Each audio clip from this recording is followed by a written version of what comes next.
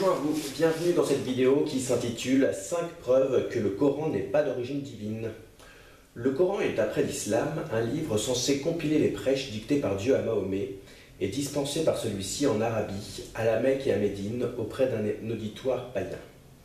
L'objectif de la vidéo est de réfuter l'idée que ce livre soit d'origine divine, d'invalider la présentation qu'en fait l'islam et par laquelle le Coran est connu plus que le texte en lui-même. Premier argument, les prêches censés avoir été tenus à la Mecque reprennent des éléments étrangers au contexte géographique de la Mecque.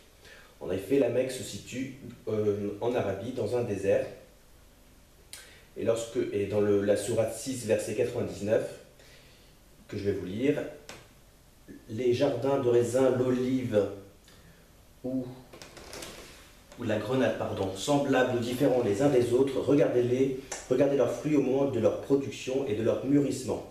Il est évident que de tels fruits n'auraient jamais pu être cultivés dans la ville de la Mecque. Cela correspond évidemment à un environnement méditerranéen et certainement pas à un contexte désertique arabique. Deuxième argument, les références bibliques seraient assez difficiles à saisir pour des païens censés ne pas connaître cet univers.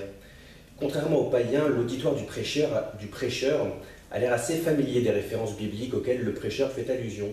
Par exemple, dans la sourate 2, versets 57, 58, 59 et 60 et 61, le prêcheur fait ainsi référence à différents épisodes de l'errance des Hébreux dans le désert. Par exemple, celui de la manne miraculeuse, de l'eau jaillie du rocher frappé par le bâton de Moïse, du massacre des Madianites. Même si cette sourate est censée avoir été prêchée à Médine, dans laquelle il n'y avait pas que des païens mais aussi des juifs, je ne suis pas certain que l'auditoire païen aurait pu saisir toutes les références auxquelles le prêcheur faisait allusion. Le Coran reprend en effet troisième argument, le Coran reprend des éléments, des tournures de phrases issues de la littérature des pères de l'Église, des apocryphes, voire de la Bible, qui constituaient alors, à l'époque, le fond culturel et religieux du Proche-Orient à cette époque.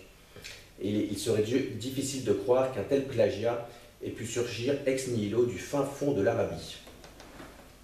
C'est d'ailleurs le mérite de l'ouvrage dirigé par Guillaume Dié, Le Coran des historiens, d'avoir remis le Coran dans son contexte originel, réel, celui d'un point de vue scripturaire, qui est à savoir celui du Proche-Orient de l'Antiquité tardive. Je vous mettrai évidemment toutes les références dans la description de la vidéo. Quatrième argument, la ville de la Mecque n'est probablement pas citée dans le Coran. D'après l'islam, il n'y a que 2 occurrences de la Mecque dans le Coran, au sourate 3, verset 96 et à la sourate 48, verset 24.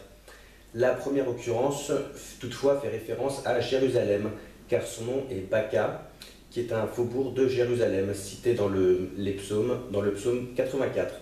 Il ne reste donc qu'une seule occurrence possible de la ville de la Mecque dans le Coran. Et si cette ville avait été considérée comme devant être à la base d'une révolution religieuse mondiale, elle aurait été citée plus souvent par le prédicateur qui forcément en aurait souligné l'importance. Cinquième et dernier argument, le Coran est censé avoir été inaltéré depuis ses origines, car répété par cœur. Cela est faux car il y avait plusieurs versions du Coran, d'après les sources musulmanes, qui circulaient et qui avaient causé des fitnas, c'est-à-dire des querelles armées intestines entre les musulmans.